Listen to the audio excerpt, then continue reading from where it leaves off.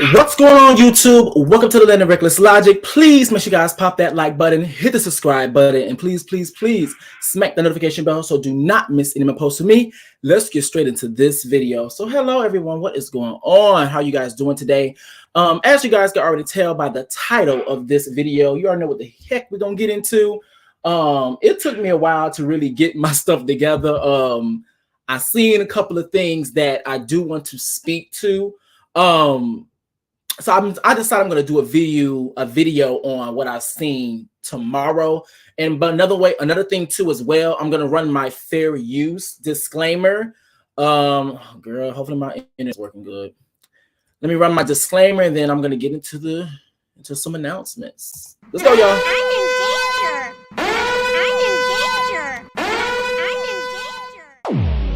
Disclaimer.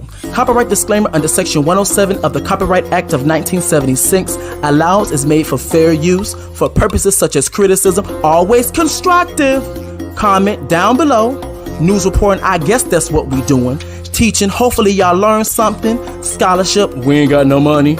Education and research so you can get a nasty piece of degree. Okay? Fair use is a use permitted by copyright statute that might otherwise be infringing.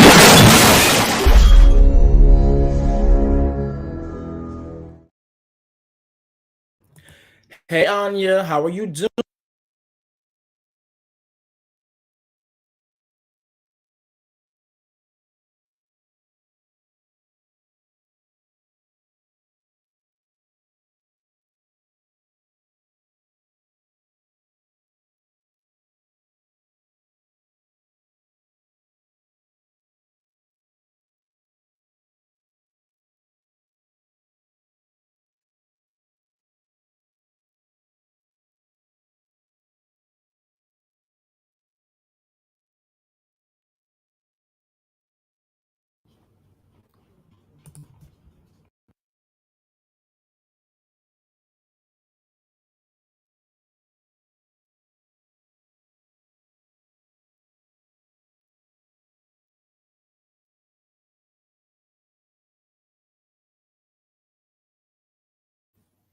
What about now? Can you hear me now? Is it sound now? What about now? I just unplugged this mic. Something going on with my mic. What about now? What about now? Can you hear me? You can hear me? Oh, okay, there we go. I don't know what is going on with my mic. It seems like every single time I have my mic, I don't know. I guess I got to look at do some more research, YouTube videos, etc. But get to some things. But all right, so I'm just gonna repeat everything that I said. I've seen a live or whatever, and I'm gonna speak on that live tomorrow. I actually put on my community wall that I also will be releasing a video. We're gonna get into some YouTube stuff that's going on in the YouTube spaces, but this video will strictly be for channel members. I'm gonna be very raw, uncut. A lot of times I kind of try to curve words on because this is the open YouTube spaces. But that's gonna be very raw and uncut. I'm gonna give my completely unfiltered opinion. And we're gonna get into some things. I feel like it's gonna be really, really enjoyable. Now, let's get into this. All right, so I got a few things I want to talk about. So first things first, we're gonna talk about the Real Housewives of Potomac. Okay, so the Real Housewives of Potomac, they had their reunion part 2. Now, part 1 aired, I'm gonna say like last week. Part 2 aired like I'm gonna say like a day or two ago. Now, in this specific section of the reunion, they talked about colorism. Now, if you have not been following up or keeping up with the season, colorism has become a topic of discussion. Because it's like we've noticed, as in viewers, the audience, we've noticed that there seems to be a distinction between the way that the more darker, the people with the darker complexion are treated compared to people who may have maybe lighter in complexion, even though both groups do the exact same thing. So the people that are, of course, that we're speaking of Candace, and we're also speaking of Wendy. these are two dark-skinned women who are within the group, and they have it feels like they're almost, it felt like they're the majority of the cast, not all of them, but majority of the cast was trying to ice them out, trying to single them out. Now, if you don't know what I mean when I say ice them out and why that is considered quote unquote so dangerous, is because when you're on a reality TV show, I'm just gonna break it down for everybody. When you are on a reality TV show and you have a cast and you have to be, of course, part of the cast, it's hard for you to be able to tape and be relevant in the show and also have the storylines within the cast when nobody within the cast wants to film with you. So it seemed like that was going on. It seemed like whenever Wendy or Candace do something, it seems like they're held to the cross. But yet when it seems like when Mia may do something, okay, I'm over here freezing left and right. But it seems like when Mia or Robyn or Gizelle or even Karen does something, it seems to be, you know, kind of swept up under the rug, or it's not made a huge, or they don't make a big deal of it. So they did speak on colorism. Now, they didn't speak on it long. Let me say this, because I actually didn't write this because I don't want to forget. Let me read this first. Hold up. Now, Anya said this: colorism has been an issue for the last 3 to 4 years. Although I think Candace didn't hold their feet. No, she didn't. She didn't. And the thing is this, and I'm glad you said it because you reminded me of when sipping, because you reminded me of something I want to say about Candace. Now, when they were on the reunion, they basically, Andy basically said that they asked every single cast member if they wanted to talk about it. Now, this is the part I kind of didn't remember, but I do remember most of them didn't really want to talk about it or whatever, but they decided to talk about it anyway. I think Candace and I think Wendy were like the only two that really wanted to talk about it or whatever. So here's the thing. Candace, I felt like should have held their feet to the fire. I felt like she was playing it safe, or in that moment. I don't know what it is with Candace. It seemed like with Candace, maybe because we're viewers as well. It's like some things is like, how can you not see these things? It's like you say that Robyn, quote unquote, is the most loyal to you, but she has been the most disloyal to you throughout the season. So I'm like, how the hell? What you mean you most like? Especially when you take into account. When you take into account, you think that Robyn is the most loyal compared to Wendy. It's like, how do you not see that? What's going on, IG? Hey, Brandon. Hey, Brandon. Hey, IG. Like, how do you not see that? And also, too, and the reason I'm bringing this stuff up, because it's like, I feel like she doesn't see or notice all of these things that's going on. So when they're talking about colorism, she kept saying, you know, she said, I don't think they're colorists. No, they are. They are. There is a reason why. Now this goes back to what I say about all oppressive systems. When there are two different types to be able to showcase and display an oppressive system. One would be explicit. The other one would be very subtle. What I mean by that, remember y'all, the analogy that I gave, you have your solids and you have your gas. When you have your solids, the molecules are so compact tight, you can see it like this, like my microphone over here, because it's a solid. But yet when there's gas, there's a possibility because the molecules are so loose, you may not see it. It's a possibility you just might see it, but it's a possibility that you won't see it. And that's the best way I can explain how people showcase different oppressive social forces, systems that act as social forces. Because now you have the explicit, which is like right in your face. You can't really deny it. And at this point, if you do deny it when it's right in your face, you're just lying to yourself. But, hey, Crystal, but if you have more of the subtle, laid back, more relaxed, but yet it's still colorist, but very relaxed statements, a lot of this stuff can go over people's heads. And so she's saying, oh, I don't think they're colorists. No, they are. There is a reason why when Robyn did, when Robyn got aggressive or got passionate, when she got, all rah, she was not labeled aggressive. She wasn't labeled aggressive. But when it comes down to Wendy and Candace, when they pop off, or when Monique pops off, or when anybody that has a dark complexion pops off, they're labeled as ferocious. Even though, if you want to be completely honest, Mia and Robyn, body-wise, is like one of the biggest women on the show. But yet, despite how their structure, their body structure, despite their behavior, and despite all of that, they were never labeled aggressive, or they weren't even labeled ferocious. But yet, when Candace and Wendy say something, they're deemed and they're held to the fire. And the same thing goes with Karen. Now, even Karen's statement was very subtle. Very subtle. Karen literally said when she first met Wendy, I don't think that Wendy will fit. Well, I don't think she fits the look of the show. And so to me, I'm like, okay, so what do you mean by that? Why would you say that? Because to be completely honest, out of Wendy's one of the best dressers on the show. So we know that when it comes to dressing and fashion and stuff, you really can't clock Wendy on that. And then on top of that, to be completely honest, Gizelle she doesn't dress good.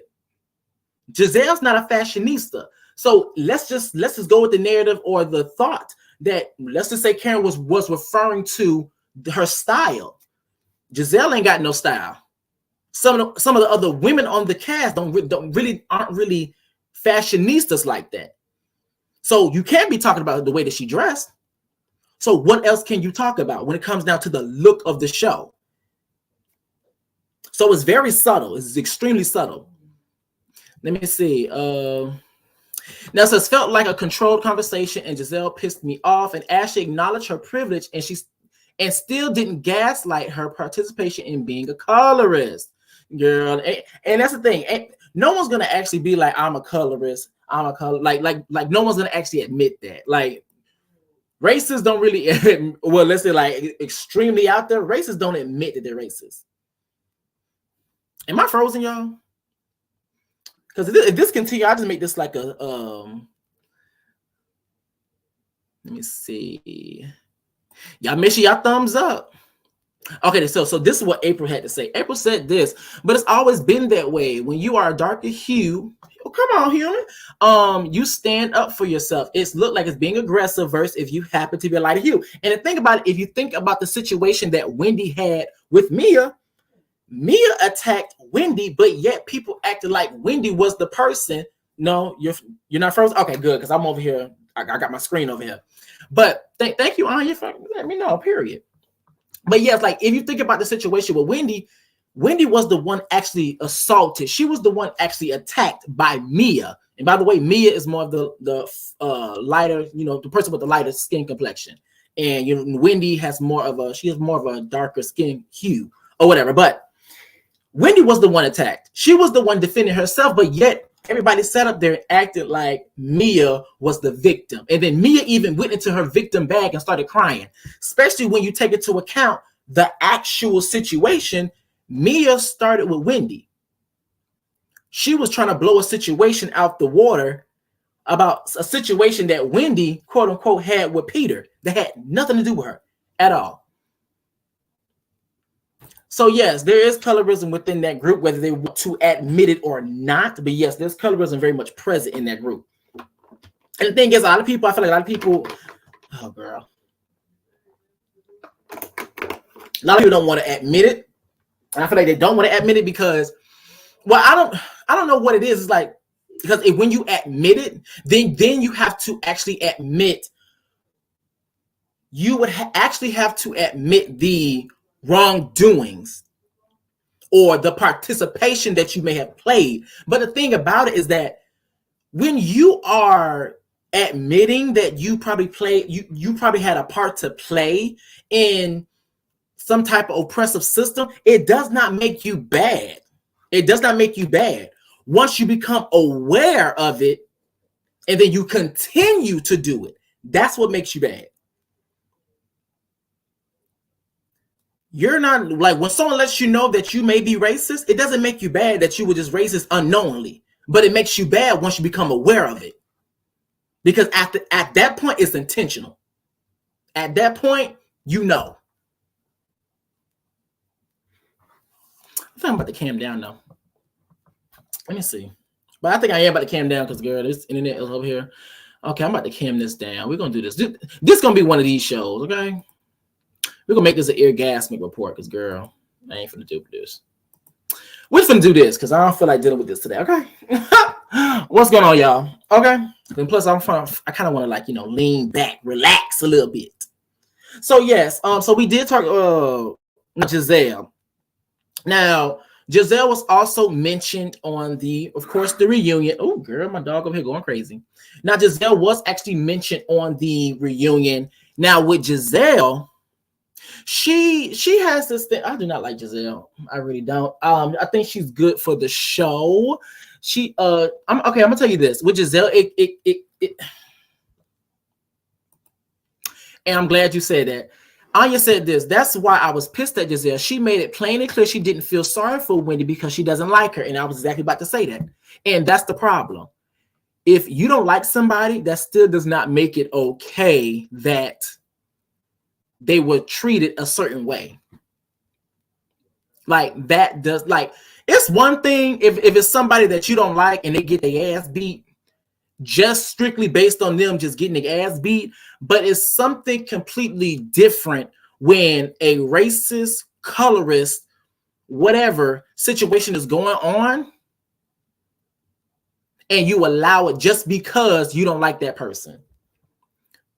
I'm just really glad that no one make her God. No shade. I'm glad. I may came back up, but right now my internet, I'm acting crazy. Now, another thing with Gizelle that pissed me off, that always pisses me off with her, is that she gives me like a Portia type of tease. She gives me Portia Phaedra type of tease. Now, when it comes down to her politics, the way that she operates on the show, the reason why she reminds me like a Portia and a Phaedra is because she likes to play on these narratives. She pushes and plays on narratives. She's literally playing on a narrative of when it comes down to Candace's husband. Gizelle keeps saying that he made her feel uncomfortable, but she's not explicitly saying what he did. She didn't say he said something to her. She didn't say he physically touched her. She didn't even say he even came on to her. She keeps purposely saying, and she's very intentional when she does it. She's purposely saying that he made her feel uncomfortable. Oh shit, I got shit going on over here. She's purposely saying that. Now, the reason why that's a huge problem is because you're pushing this narrative that this man is quote unquote a predator, and he is not. And you're doing it for the show.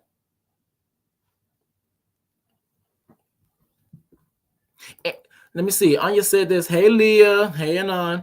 Now it says Gizelle is a troublemaker. Well, troublemaker. She's good at stirring the pot and nothing more. So I get how she's half good for the show, but she'll be on your girl Kenya level if she give us more of her life. No, actually, no. Ooh, that's just an insult on you. No. Honestly, my girl Kenya, shouldn't. I'm sorry, Gizelle would never, ever be on that level. I'm gonna tell you the reason why. Reason why is because Gizelle, she doesn't give anything. She doesn't give anything. She stirs the pot. But the thing is, I'm gonna tell you the reason why she doesn't, like, she'll never be on that level when it comes down to Kenya and all the other stuff, is because when it comes down to Gizelle, when at the reunions, when it's time to be confronted, she looks like a deer in headlights. She looks like a deer in headlights. Like, she literally, every single time she gets confronted, Karen eats her up, Monique eats her up, Candace eats her up every single time. So it doesn't give that, okay, bitch, I stirred the pot and I said what I said too. It gives that I stirred the pot and now I'm apologizing on the show and now I'm over trying to backpedal. No, girl, no. And on top of it, you do not play with those type of allegations because we are in the Me Too movement. those type of allegations probably back in the day probably would have been taken very lightly because a lot of people didn't give a F. We weren't quote unquote as woke as we probably should have been back then. But now you can't play with them type of allegations. Especially, you can't play with them type of allegations because it does a disservice for the real actual victims. And then on top of that, you're dangerous. You're dangerous. And like I said, every time Gizelle gets confronted by something, she look like a deer in headlights. No shade. Now let's talk about Robyn. Robyn. So if you guys are not aware, and this is another thing about Gizelle before I even move on. Gizelle, she has this. Let me tell you on the part two of the reunion what I found out. I found out Gizelle has a sister. After all these seasons, I finally found out that Gizelle has a sister. And the thing is that gets me is that for one, I just finally got a sister. Two, we just found out about you and your fertility. I don't want to say fertility issues, but the issues that she had going on with her uterus. We're just finding out about you and this man. Like it's a lot of things that we're just kind of finding out about you. But yet you have this expectation for everybody in the group to expose their lives and question about their lives. But yet when it's time for you to be questioned about your life, once again, it's the reason why I said she'll never be on that Kenya or even Nene type of thing, because she backs out. She backs out. Because even on the reunion part 2, when Andy asked her about her, I want to say it's hysterectomy. I want to say it's that. Don't quote me on that actual term, but I think that's the term they used. She said, "Oh no, I'll talk to you about it later." And Andy just about pulled a reverse Uno and said, "No, you're gonna talk about it now. No, you're gonna talk about it now." So that's gonna be getting me with Gizelle. Now, Miss Robyn.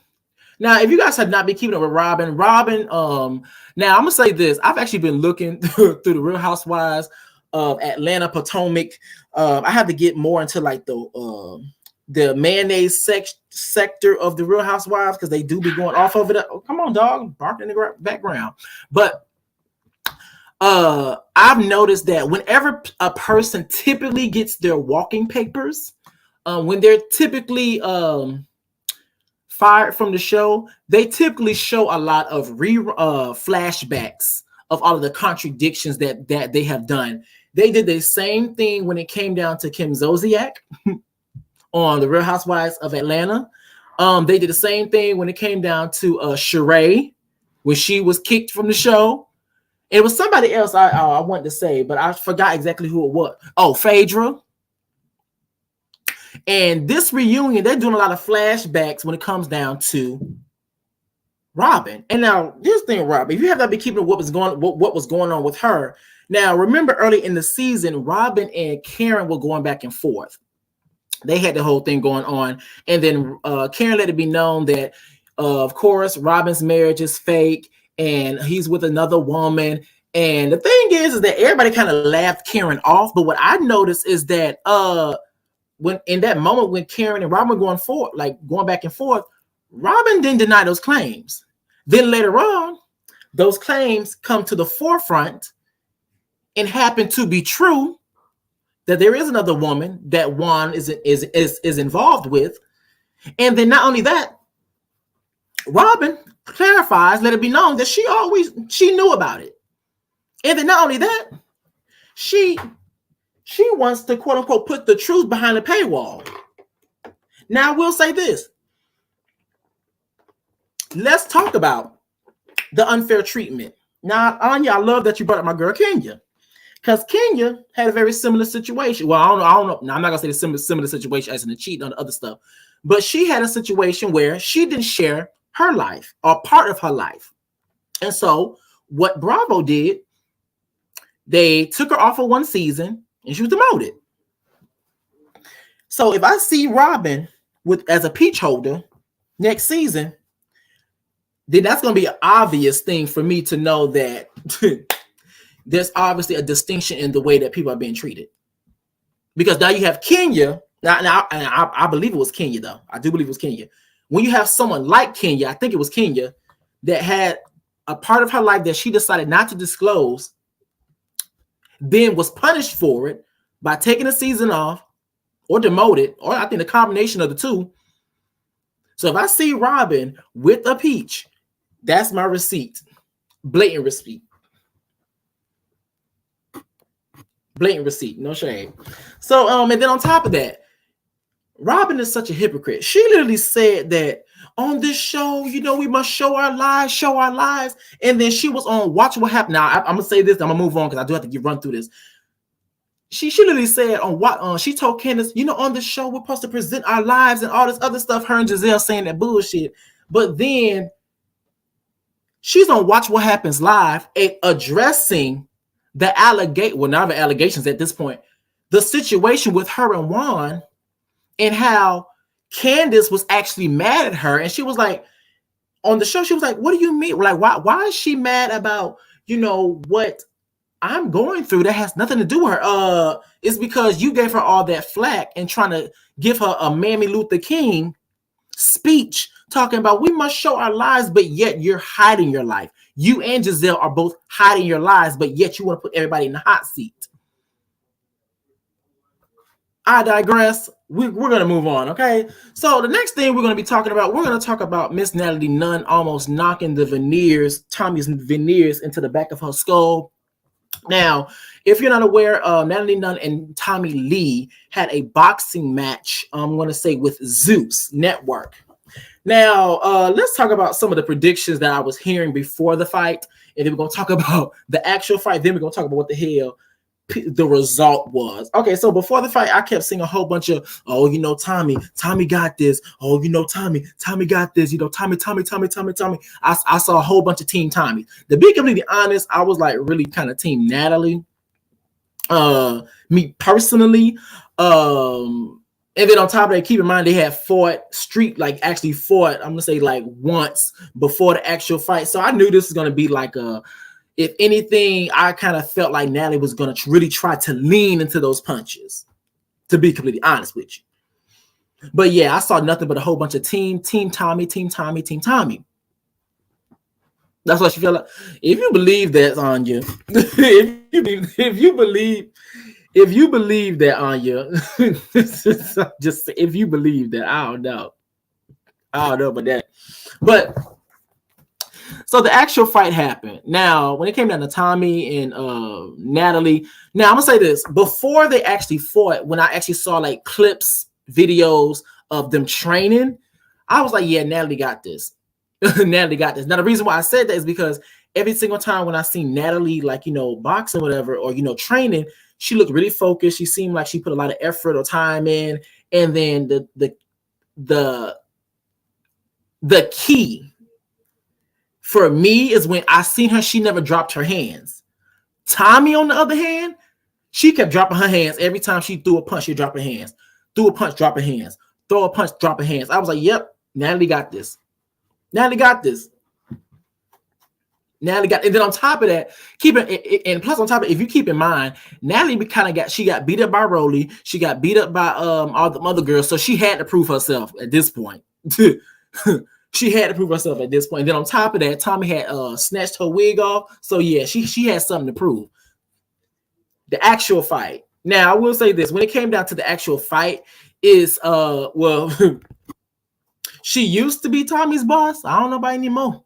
But I'm gonna say this: when it comes down to the actual fight, it seemed like Tommie was intoxicated, or she was in an altered state. Hey, what's going on, Alicia? It really did seem like she was in an altered state, and the reason why I say that is because when she was actually fighting, it was like she would literally at some point she just drop her hands, and it felt like she was literally allowing Natalie to like hit her in the face. Like it seemed like, so I felt like she was in an altered state. Now, from what I hear, I don't know how true this is.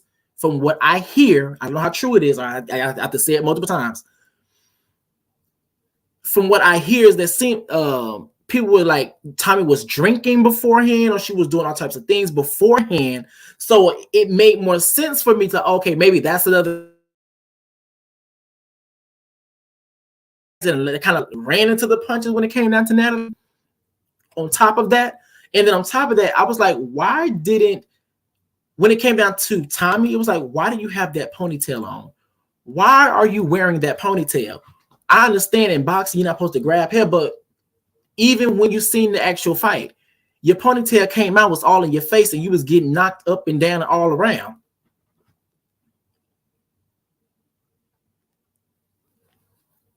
So I don't know. But let's talk about the actual result. So now they end up taking the win. I kind of knew that was gonna happen. Only because, and another thing too, boxing, like you said, on your boxing and street fight are two different things. And to be completely honest, and I've said this 1,001 times, Tommie cannot fight to me. Well, I'm not gonna say she can't fight. I'm gonna say she's not that good of a fighter as people think that she is. I'm gonna say that. And the reason why I say that is because when I seen the Zoo show, she was all of her punches was just about missing. I would say after some time, then she started to connect. But to be completely honest, most of her punches was like completely, oh, I missed. It was a lot of missing when she was actually throwing them punches. So when she got into the boxing ring, I was like, okay, you know, for one, you can't pull hair. Then on top of that, I know that Natalie, she has done this before. Now, remember, y'all, Natalie actually did a boxing match with Camila. So this is not her first rodeo. Now, to my knowledge, and I'm pretty sure it's safe to say this was Tommie's first rodeo in this style of fighting. And on top of that, it looked like she was all in a altered state of consciousness. So only God knows. Girl. But I'm gonna move on. Girl, here we go. So now I'm not gonna spend too much time on this because, girl. So we're gonna talk about Dwade Wade and Gabrielle Union. So Dwade Wade and Gabrielle Union ended up, I forgot exactly where they were. They were on an award show. I cannot think of it in the top of my brain, but yes, hands. Okay, so I can't remember exactly where they were, but they ended up giving out a speech. Now, in this speech, they were talking about trans lives and advocating for trans people, LGBT queer people, how trans people are being affected, are being targeted, and us as, oh, there we go. Thank you. I could not think of it to save my life. Thank you so very much. See, this is the reason why I like having a conversation with y'all. But yeah, so they was gonna speeches about LGBTQ people, youth, speaking out. They are melanated as well. We have to talk, you know, we have to speak out, we have to stand up, we have to stand together, yada yada yada. I didn't even go to the comments or anything. When I seen anything that deals with Zaya Wade, anything that deals with Gabrielle Union, Dwade Wade, I don't go to the comments unless I got to do a video like this. So at the time, I didn't go to no comment section, but I did actually see, of course, the whole legal issues with it comes down to Dwade Wade and Zaya Vaughn, his ex-wife, which is Zaya's mother, and their legal battle or their issues in terms of Zaya's transition legally. And the only thing I want to say about this, because I already did a video on this, is that people have to understand and really know what they're reading, because even from the articles, even from the statements that people are making, the articles keep saying to change Zaya's gender legally. And I'm going to keep harping on legally. That means on paper. That does not mean actual surgery. That does not mean actual medical procedures or medication. It means on paper. So a lot of people are running with this narrative or believing that, oh, they must be doing no. It just means on paper. That's all that means. But yeah, and then if you actually think about it, it's like even the transphobes don't even call Zaya by her dead name or her former name. They literally call Zaya Zaya. So I was like, girl, it's not really that much of a big deal. And then on top of it, you have to keep in mind, y'all, we're talking about wealthy children. So let's just say Zaya doesn't want to go through it anymore. She can change it back. She can change it back. She can change it back. But so that to be really honest, when it comes down to this Hosea Wade, Gabrielle Union, and Dwayne Wade, I'm actually happy for it. I'm happy for it. I also want to say this as well. Dwayne Wade, Gabrielle Union, or even the ex-wife, they haven't said anything about any procedures. They haven't said anything about any type of medication, hormones, or anything like that. So all of those narratives we can just about throw out the window because none of those narratives are even being said or made from either party. Because if the ex-wife had that, to say, oh, trust me, she would have said it if she had it, if that was going on. But I just want to make it very clear is that when they say legally, that just means on paper. That has nothing to do with procedures. That has nothing to do with medication or anything. And on top of that, when it comes down to surgery, you have to be 18 years old here in America. Now, other countries, I don't know. And even then, there is a procedure to those things. Like you must go to therapy. You must talk to different doctors and stuff to make sure this is something that you want to do. But there are checks and balances in the system when it comes down to that. So yeah, but I really do love that Gabrielle Union and Dwayne Wade are embracing their trans child, because it's when you are a queer child and you're not really embraced, it can be deadly. It can be deadly. Then on top of it, you can have I feel like as children anyway, especially when you probably come from a different type of household, you're automatically going to feel lost at times, especially in middle school, because that's when you're finding yourself, or that's when you're becoming, or you're having this transition from a moth to a butterfly, eventually, over sometimes from high school down to college, etc. But when you're queer and you don't have that inclusive, loving space, that can add another layer on top of what children probably already go through when it comes down to them going through puberty and, progressing through life.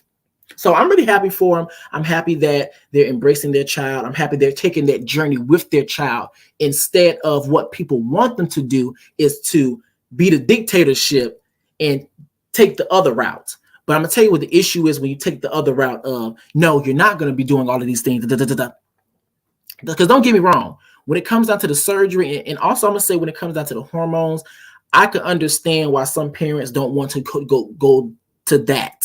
I can understand that. But when it comes down to your child expressing themselves, when it comes down to your child, other non-quote unquote extreme ways of being able to accept your child and also allow them to express themselves in their individuality, if you don't, go down that route of allowing them to do that, it can become deadly. And I say this all the time.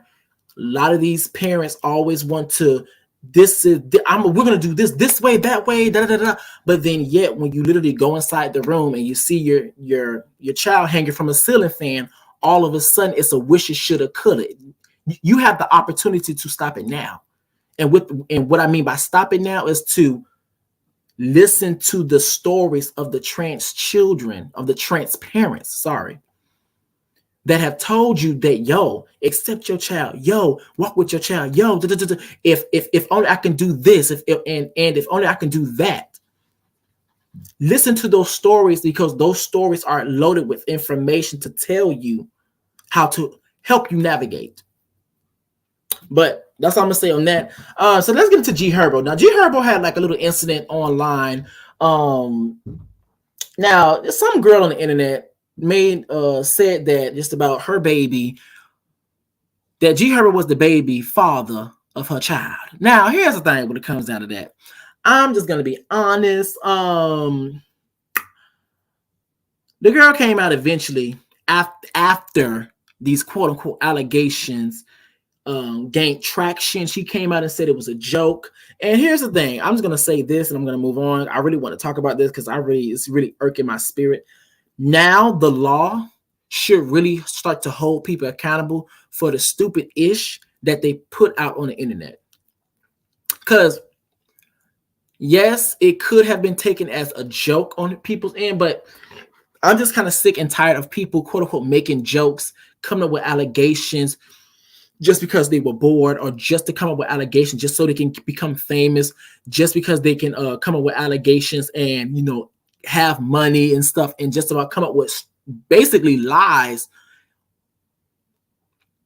and put and attach those lies to the names of people without any type of repercussions. And then they go back to their life, but yet the person that's being affected has to deal with those rumors, those allegations constantly being brought up, even after it's been dismissed in court, always being attached to their brand, their name, and then also the public embarrassment. So yes, I feel like yes, there should be a troll law, because then it would allow people to be more careful about the stuff that they say on the internet. You like, because I tell people all the time, you can say, and because I hate people, we have freedom of speech, and I tell people this all the time. Yes, we do have freedom of speech, but that does not mean that you still don't have consequences for the things that you say. Yes, I can say whatever I want, but yet I can still get in trouble if I make certain comments or certain statements toward the White House. You're going to get locked the hell up. You can say it, but that does not mean you're not going to be penalized for it. So I think there should be more laws in place and also reinforced when it comes down to people being extremely reckless on the internet, because this stuff is really harmful to people, man. Really harmful to their names, to their brands and stuff. The fame, accusations, defaming accusations, attaching babies to people. Who's to say that he wasn't with somebody? And who's to say that the woman or whoever he was with probably seen it and broke out with him? Say, I'm not dealing with that. No, you're a cheater. Da, da, da, da. All over a silly joke. Now, even though I don't think this was even taken serious, but I wanted to make sure I touch up on how I think we need to have more laws, more rules and regulations in place when it comes down to people coming up with BS on people's names, joke or not, because then it's going to allow people to be, it's going to help, because we have a whole bunch of laws that people do not follow, but it will help and kind of help reinforce people to be more mindful of the stuff that they say on the internet. But let me continue. So let's get into Mr. Carl Crawford and Megan Thee Stallion. So Carl Crawford was on Beyonce's internet and decided to, quote unquote, issue an apology, or just about clear up that he has no issues with Megan Thee Stallion. So I'm going to read that off to you guys. Let me hurry get to it real quick. By the way, y'all make sure you guys thumbs up this video. Thumbs up. Where this bad boy at? Where you at? Oh, right here, girl. Here we go. Now here's that. It says Carl Crawford apologizes for his feud with Megan Thee Stallion and introduces the new president of 1501 Certified Entertainment. Now, just so you guys know, this is brought to you by this is the courtesy of the Shade Room. Now I'm going to read it here. Now it says here, ooh, girl, where am I? Oh, this kind of full thing. Okay, so I'm gonna come here. Now it says the feud between Megan Thee Stallion and Carl Crawford, the owner of her label, or former, has been documented throughout social media, as there have been posts of them going back and forth over time. However, it seems Carl may be ready to turn over a new leaf while admitting his wrongs in the situation, all while ushering a new president for his label as they look forward to the future. Girl, here we go with the BS. During an interview with TMZ, he shared that he and Megan haven't spoke since 2019 outside previous social media posts and said, and I quote, "That's unfortunate too as well because I never wanted it to have a situation where I was going back and forth on the internet." He explained, coming from the sports world, a lot of things in the music business came at him really fast. And I continue. When it comes to the new era within his company, he said, and I quote, "Kind of like a couple of months ago, I just wanted to revamp the company and bring in a new fresh face look while trying to rebrand the company and give us a new look. Our reputation was real bad out there. I wanted to go directly at the situation and just kind of start from fresh." Start from fresh. Come on, start from fresh. Now it says here, 1501's new president, Kai vs. Tyler, also spoke and said, and I quote, "You know the music business is a contact sport, but the business of music is a contract sport." Come on, contract sport. He also tried to explain things from Carl's perspective, but not reportedly being in contact with Megan since her connection with Roc Nation. He said, and I quote, "We don't have disdain for anybody. Meg, Roc Nation, at the end of the day, they are a business conglomerate. They are business people. You know, we don't have any discrepancies toward any of them." I think it became more of an emotional thing from the beginning, not realizing that I haven't spoken to my artist, whom I found since she went into a meeting. Like I would be in my feelings at first when asked if he stands. Here we go. Now I'm gonna go back a little bit because this is kind of something I want to touch up on. Like I would be in my feelings at first. When asked if he stands with Tory Lanez, Carl made it clear that he doesn't stand with anyone in that situation and that it's none of his business. Now here come the bullshit. Now I'm gonna read this apology. These statements again, and we're gonna get into the nitty gritty. Okay. Now we're gonna say this. Now I'm gonna read this part, because now I'm going to take a slide over on this exact same post, and it has these statements here. I'm pretty sure I read them in the article, but I want to read them here again. And we're going to see, can we dissect them, okay, for the BS. Now, I'm going to say this as well before I even started. So one person said this. It says, "Seems like she must have won that lawsuit." Girl, that's the key. Now, let me begin the statement. It says this. "I've never had any problems with Megan Thee Stallion. It's just the social media stuff, it really just turned really sour. You take the social media part out of it, we don't have a problem. I've done with that. You don't hear me mention Megan Thee Stallion's name in the media unless we're doing something like this, or it's just a big time interview where I got to say it. You don't see me like texting or making a post or doing any of that stuff that will cause social media to go crazy." Here's the thing, sir. Here's the thing, sir. I don't know who else is going to fall for that. I'm pretty sure a lot of people in the comments not even falling for those things either. But you don't have to be the one to do all those posts, and you don't have to be the one making posts and showing text messages and stuff.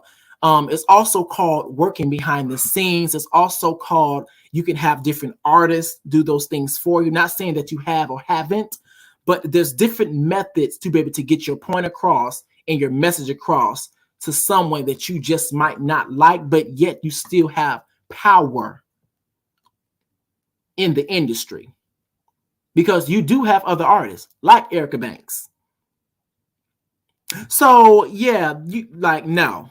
Try again, sir. Now you said that you don't have no issue with Megan, but once again, that's what I have to call cap.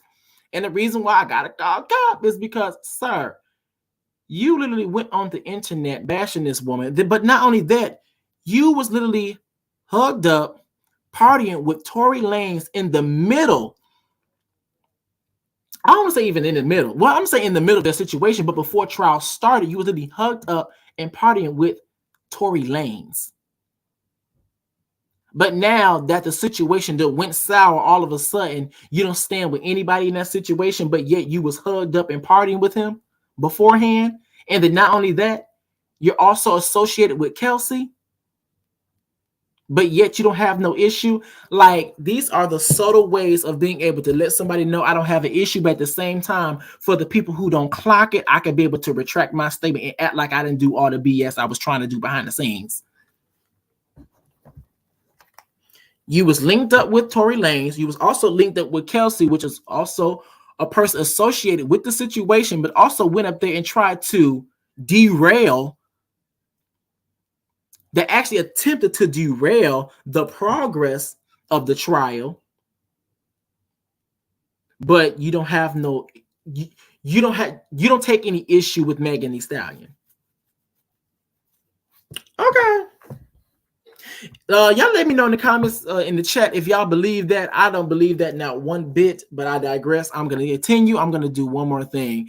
Now, it says here, and I continue, I never had no problems with Megan before any of this stuff happened.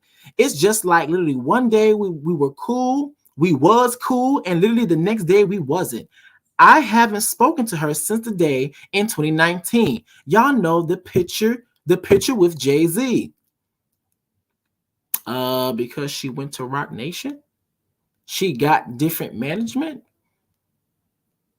Yeah, dude. Of course you would. Of course you wouldn't, quote unquote, have an issue with her unless she leaves, or especially if she's, quote unquote, especially at that time, she was your bag. At least to my knowledge.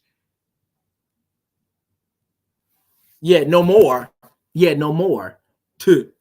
I know that's right on you. Yeah, no more. He don't have issues with her anymore. But especially at that time, she was your most popular artist, at least to my perspective. I could be wrong. She was your most popular artist. And I'm pretty sure she was the money. Where the money reside, where the money reside. So if your cash cow is basically literally leaving and going elsewhere, yeah, that's going to create problems and issues for other people who benefit off that cash cow, especially when they're not ready to let go of that cash cow. So yeah, you didn't have problems with her before until she tried to leave. So yeah, of course, that makes sense. Of course you wouldn't have issues before. Now you may not have, like Anya said, you may not have issues with her now, but just be truthful and be honest about the situation. Now, I would say this, I would respect it more if he would have been like, you know what, we done did some crazy stuff, I done said some crazy stuff, done some crazy things, I'm new to this industry, and you know, I was wilding, you know. And now if he would have took that route and actually admitted that he was doing some BS, then I could possibly try to give him the olive branch. But the fact he's saying that, I never, outside of the social media stuff, I never did, but yet you're literally hanging out and associated with her quote unquote nemesis, someone that shot her in the foot, and also somebody that tried to derail the trial for her quote unquote getting justice. Yeah. Try that with somebody else. But let me get into this last thing here. Y'all make sure you guys thumbs up this video, y'all. Okay, so let's get into this.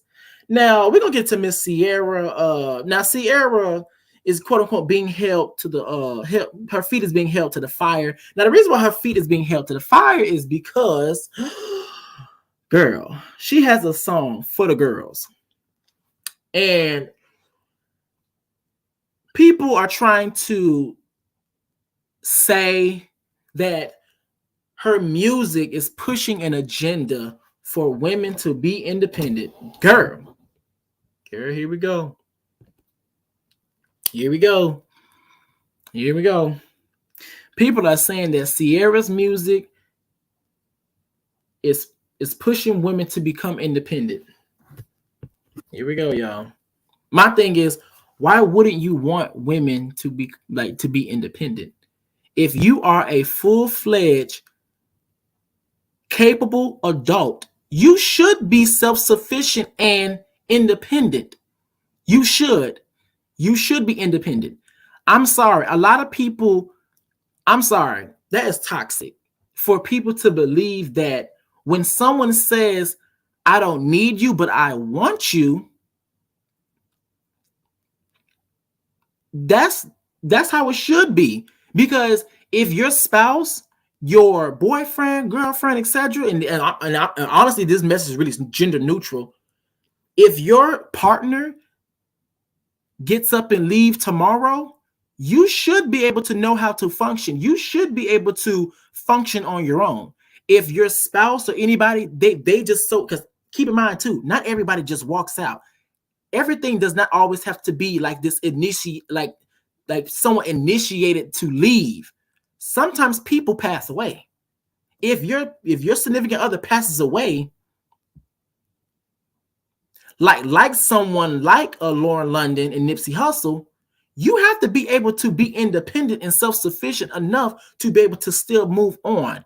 Now, you can grieve and stuff, but at the same time, anybody who has passed away, I'm pretty sure they don't want you to be stuck in that place. So yes, women should be independent and self-sufficient. Yes, men should be independent and self-sufficient. It's called being an adult. And also keep in mind, I'm not going to bring that panel up. I'm just going to leave it alone. But I'm going to leave it. But I am. Because the people that are actually making this argument, they're making that argument out of power. Not because they really care. Because they want to have access, hold on to power. The mammies are at work. They want women to go back to their said spaces. And these niggas, they want to maintain their power. And how do they try to maintain their power? Through women not being self-sufficient or independent. That's really what that is. Because I have a story of my own. My own grandmother was married twice. Very long marriages. Very long time. From the outside looking in, you can look at the marriage, but oh my God, they've been together for 20 years. They've been together for 15 years. They've been together for 17 years. Oh my God. Clap, clap, clap, clap, clap, clap, clap. Round of applause. But then when you actually start to peel back the layers and really start to do a tad bit of investigating, you start to take that shovel and start to dig just a tad bit deeper, all of a sudden you start to get into the stories of domestic violence. You start to get into the stories of sexual assault. My grandfather, and this is not really so much of a slight for him, but this is actually the mindset and the thinking that was passed down from generation to generation. My grandfather, his parents used to discipline him by hanging him by a tree from his ankles, swing him back and forth, and every time he hit the middle, he was hit with a belt. So that's how he was disciplined. And keep in mind, these were close. It wasn't slavery days, but it was still close to that time. Jim Crow. So he was taught, and the reason why this makes it very, very important in this conversation is because you're going to start to see the progression of how we got here. So my grandfather was taught that you must go in there into their bedroom. Right now, keep in mind, he was taught this by his own father. You must go in there in your own bedroom and beat your wife. Make her submit. Beat your wife into submission periodically to keep her submitted. And so when my grandmother was dealing with that, you know the reason why she didn't leave? Because she stayed for stability. She stayed for the resources and funds, because where was she going to go? A woman with 8 kids, no money, no job, No resources. Because keep in mind, too, women, they didn't have resources like that. So she stayed for stability. Now, I will say this. On the flip side of the argument, a lot of times what men are referring to, well, some men are referring to is that when they talk about they don't want independent women, or they have issue with quote unquote women that are independent, just so I can be fair in the argument, because I do notice this as well. It's the nasty attitude that some women have when they do have those resources. It's the nasty attitude. It's the talking down, thinking that you're better and stuff. That I can't agree. I've seen that in person, and I've seen that I've seen that. But this is the reason why we're here. The reason why we are here when it comes down to women, quote unquote, being independent or self-sufficient is because historically, when women weren't able to be sufficient or independent, men were allowed to have babies all over the globe, and women typically stayed. And then the mammies kept them in line. Oh, that's a good man. Work out your marriage. But meanwhile, if you were to cheat, you getting the divorce papers up front. You're getting beat up front.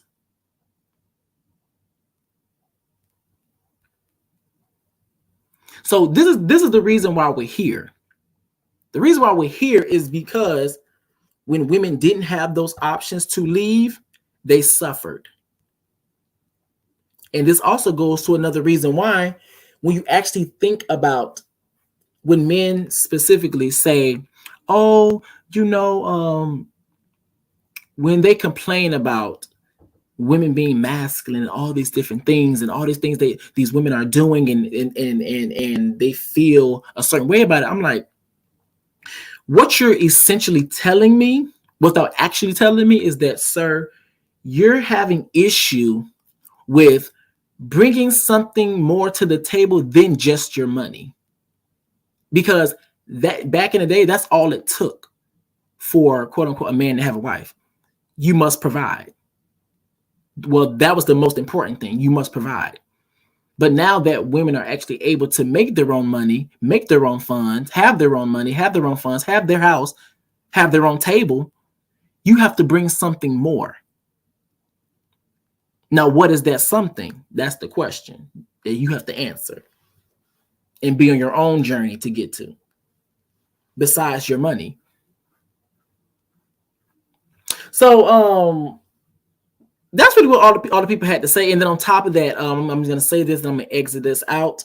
People say, oh, she's married, even though she's promoting this. But that goes to my point of what I mean. People are complaining about that Ciara is married and happily married, but she's pushing, quote unquote, this agenda. Girl, that word right there irks my spirit. But she's pushing this agenda. Hey, how you doing? But hey, like, it's like you're pushing this, quote unquote, she quote unquote pushing this agenda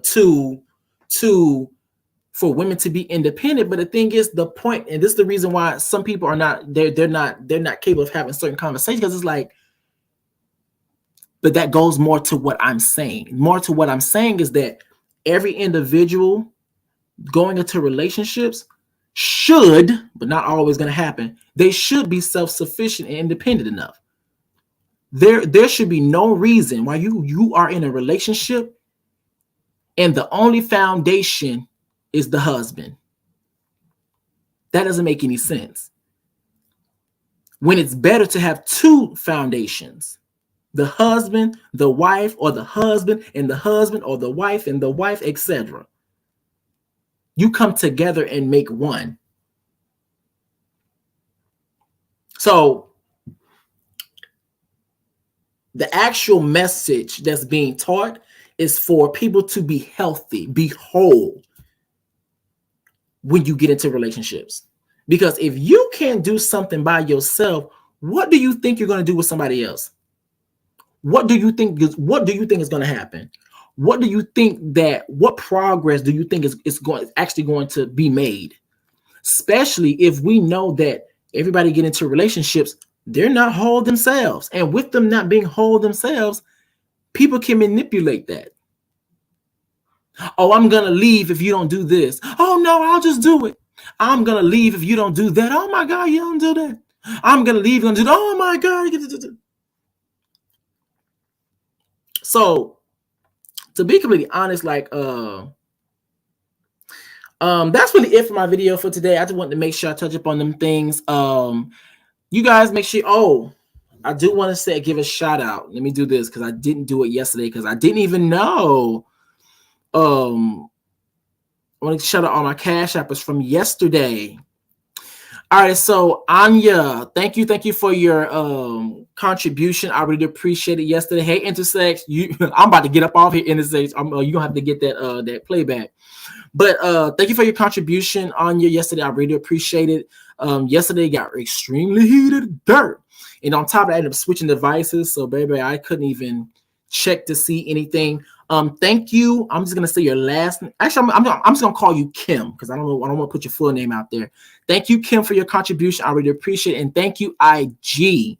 I really appreciate you guys for your contributions. Thank you guys so very much. I really appreciate it. Please make sure you guys thumbs up this video. Thumbs up. It really does help out with YouTube's algorithm. Well, that is it for my video for today, guys. Please make sure you guys pop that like button, hit the subscribe button, and please. Now, originally when I first started, this was going to be like, a cam up video, but my internet and stuff was messing up. So I just made this an Eargasmic report. But I really appreciate you guys and thank you guys so very much. I'll see you guys later. Bye.